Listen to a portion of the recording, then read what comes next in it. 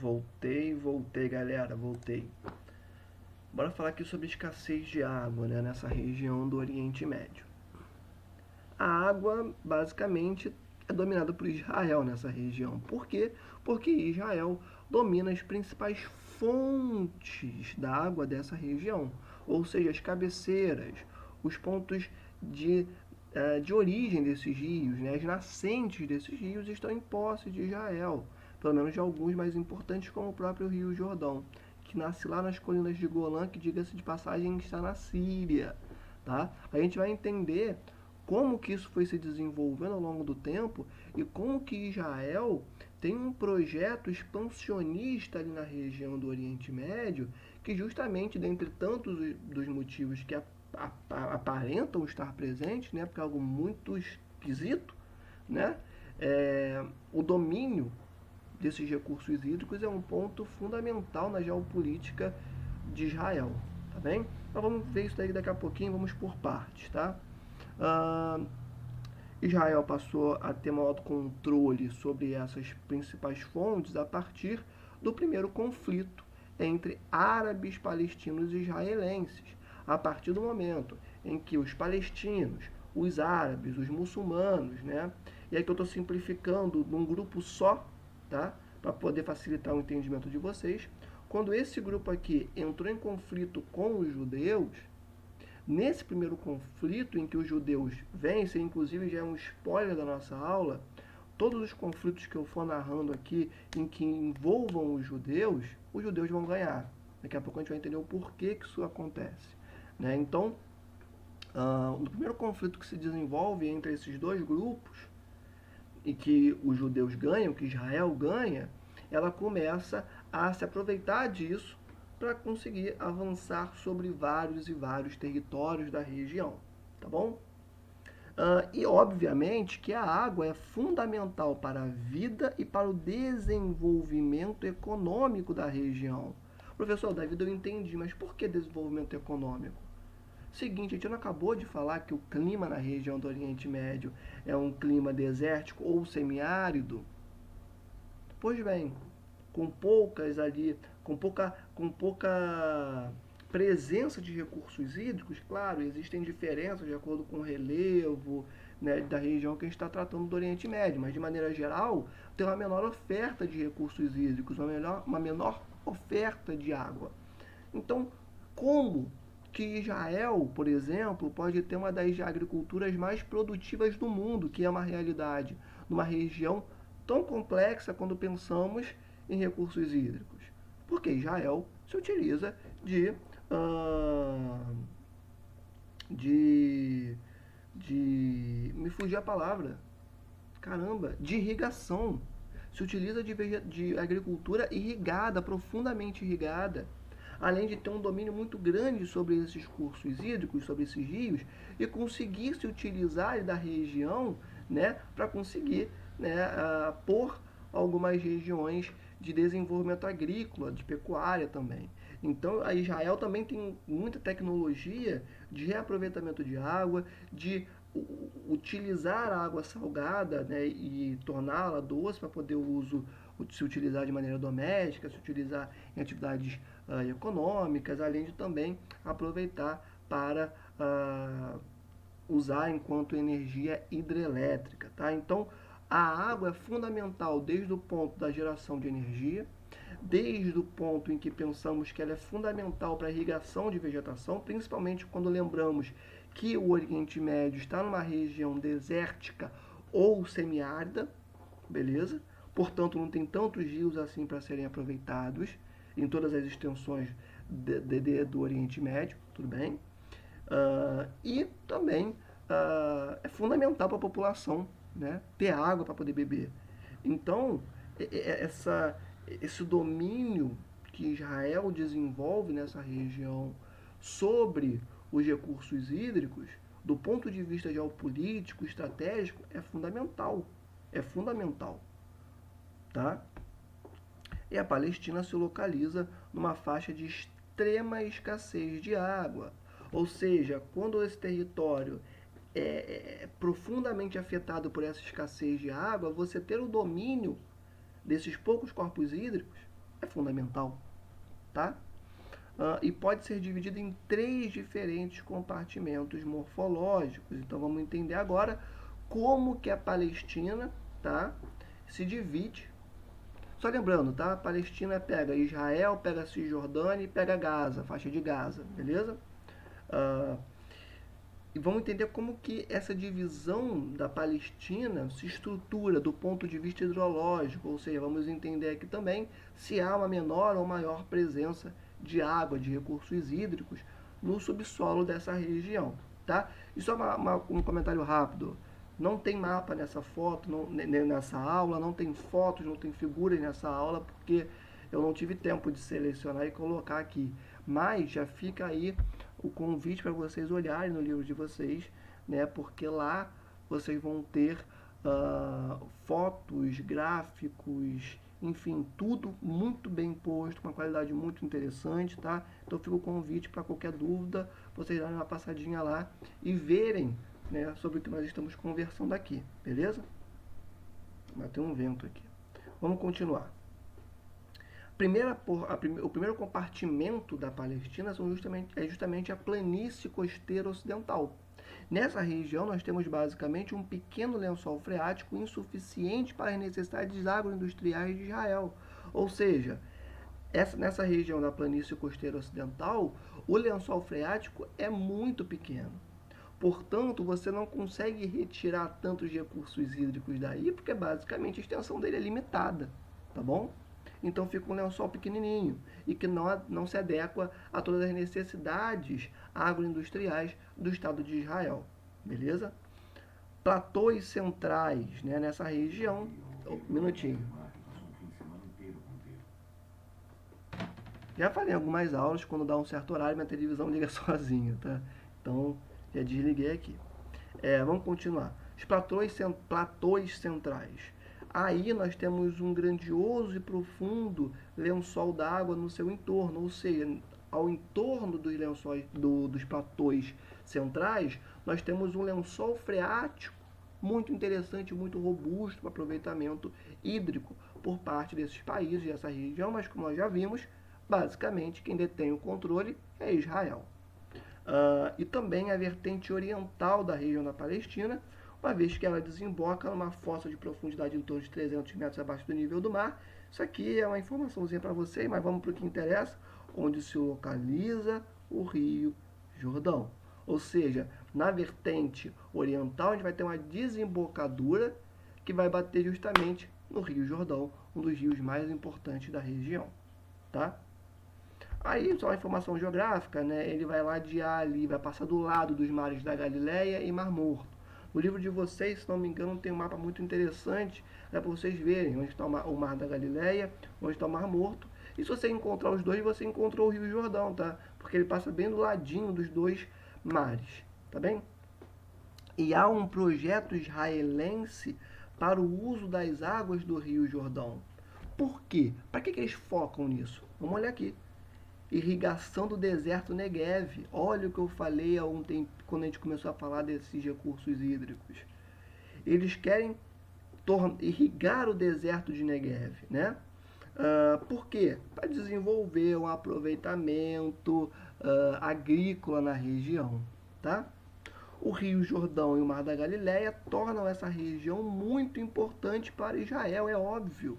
Numa região seca, numa região de difícil encontro de recursos hídricos, de difícil aproveitamento desses recursos hídricos, você ter ali o Rio Jordão e o Mar da Galileia é fundamental para qualquer plano de desenvolvimento econômico e de dominância geopolítica. Tudo bem? Então, o Rio Jordão e o Mar da Galileia são fundamentais para Israel, tá? E do ponto de vista econômico também. Nascentes localizadas nas colinas de Golã.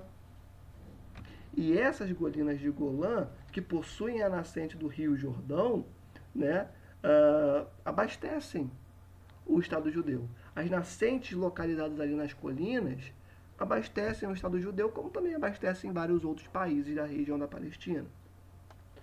E facilitam o domínio das terras baixas presentes no norte de Israel ou no sul da Síria. Ou seja, quando Israel tem o domínio das colinas de Golã, ela consegue ter um domínio estratégico também das regiões do norte de Israel e das regiões do sul da Síria. Ela consegue ter um domínio de toda essa região simplesmente porque ela domina as colinas de Golã.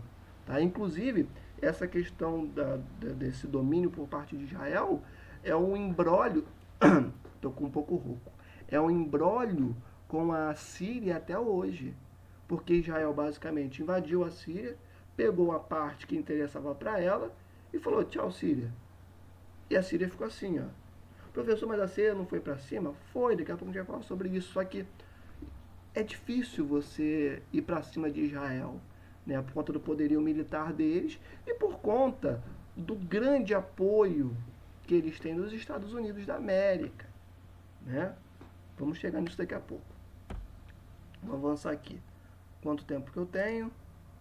Tem bastante tempo ainda, mais 10 minutos. O que acontece?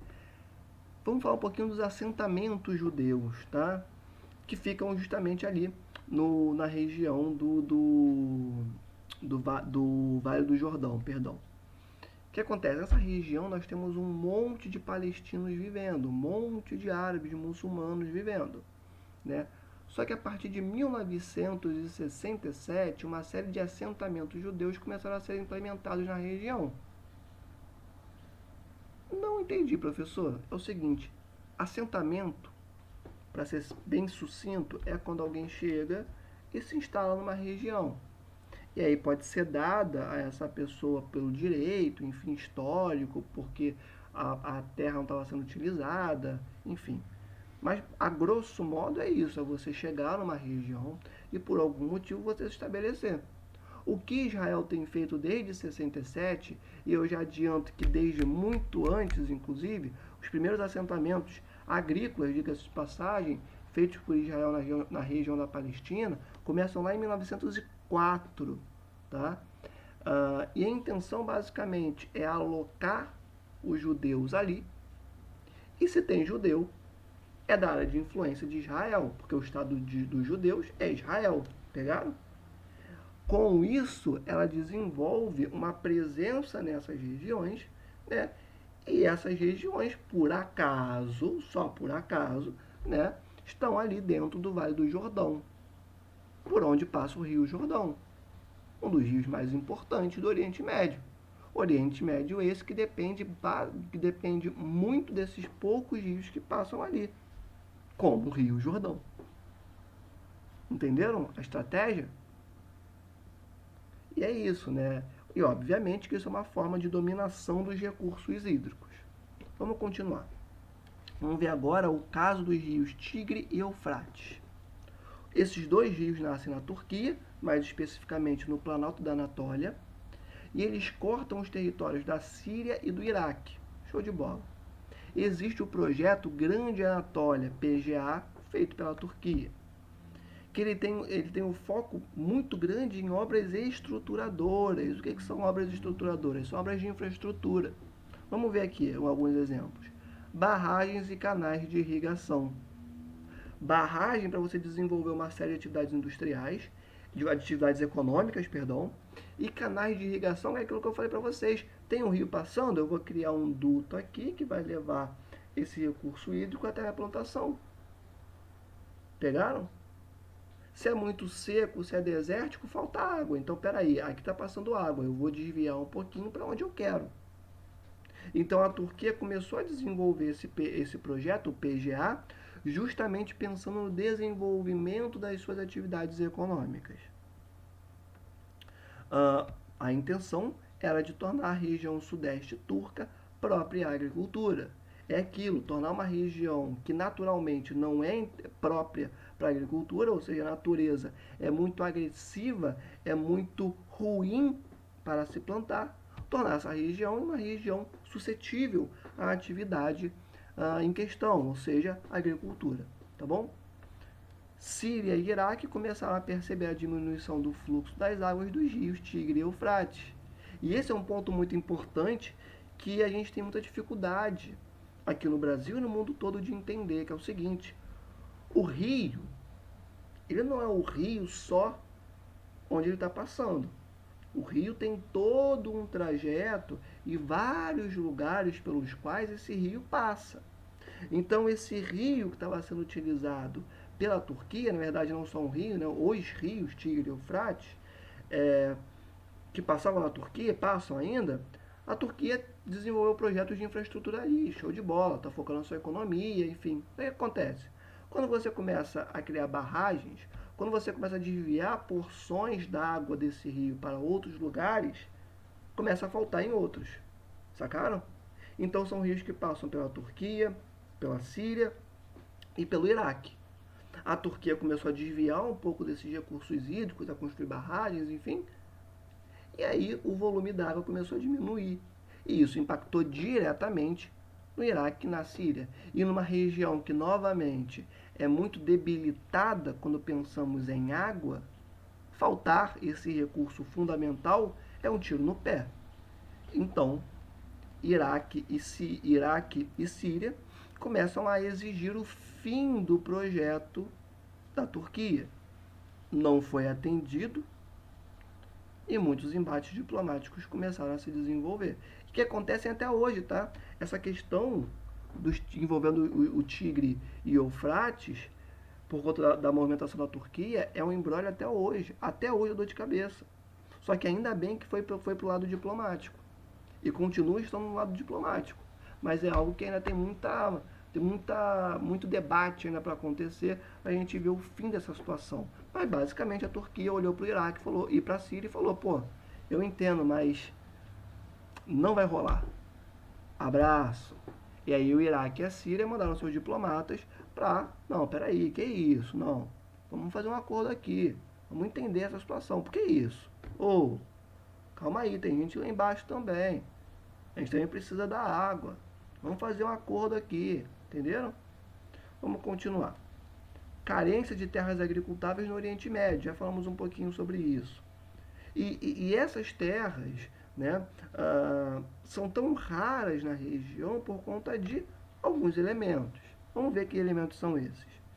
Raridade de água, né, obviamente, e terras férteis. Gente, se não tem água, não tem terra fértil. Tá bom? Então, falta água e falta terra fértil. E esses dois elementos se juntam aos climas regionais, que já vimos lá atrás que na sua maioria são desérticos e semiáridos. Então se junta um clima ruim não existe clima bom ou ruim, mas um clima ruim para atividades econômicas, poderíamos colocar assim, tá? Principalmente que envolvem água, porque são climas desérticos e semiáridos, e ao mesmo tempo raridade de água, e se tem raridade de água, as terras não são férteis, né? Então, percebam, são três elementos, poderíamos colocar assim, que um depende do outro. Quem veio antes? A natureza é um sistema, você tira de um ponto e você tira um ponto e ao mesmo tempo você afeta uma outra coisa. Percebe? Então os três elementos basicamente participam da mesma estrutura, tá? Então, esses três pontos são fundamentais para poder compreender o porquê que tem tanta raridade de terras agricultáveis na região do Oriente Médio, tá bom? E, obviamente, que isso prejudica a agropecuária. E essa agropecuária, a pouca agropecuária que se desenvolve na região, ocorre no entorno dos oásis e em algumas regiões de vales férteis, ou seja, nas poucas regiões férteis, né, nós temos ali o aproveitamento para a agropecuária. A pecuária se dá de forma nômade, isso é uma coisa muito interessante que eu acho que eu coloquei aqui, mas enfim, que é o seguinte: está numa região fértil, aproveitou para a atividade agropecuária, aquela região ficou ruim, parte para outra, começa a procurar outra região. Tranquilo? Agropecuária não, pecuária, tá? Só para corrigir aqui rapidinho. Não entendi, professor, como é que isso se desenvolve? É o seguinte, você deixa os bois, né, tranquilões no pasto, ali comendo a graminha deles, o pouco de vegetação que tem. Quando chegar no máximo, você solta os bois. Você fala assim, ó, vão. Por quê? Porque esses bois vão atrás de regiões férteis. Então é uma pecuária que se desenvolve de forma aberta, né? E por conta dessa estrutura, vão se encontrando novas áreas interessantes para o desenvolvimento dessa atividade. Beleza? Vamos continuar. Percebam que há uma adaptação a partir dessas configurações naturais dessa região. Tranquilo? Vamos continuar. Grande importância da irrigação para a agricultura, né? Aquilo que eu já falei até agora, eu não vou me repetir, tá? No Oriente Médio também temos uma grande abundância de petróleo. Olha, quando a gente pensa em Oriente Médio, a gente pensa em política, a gente pensa em geopolítica, são duas coisas que têm que ser muito lembradas. Água, primeiro lugar, água, e segundo, petróleo. Tá? O primeiro, pela escassez absurda, e o segundo, porque é o petróleo, né? É fundamental para o planeta inteiro, para a raça humana ter o petróleo. Beleza? Por mais que não seja um recurso infinito, tá bom? Deixa eu ver quanto tempo que eu tenho aqui. 20 minutos já. Vou parar aqui e volto na parte 3.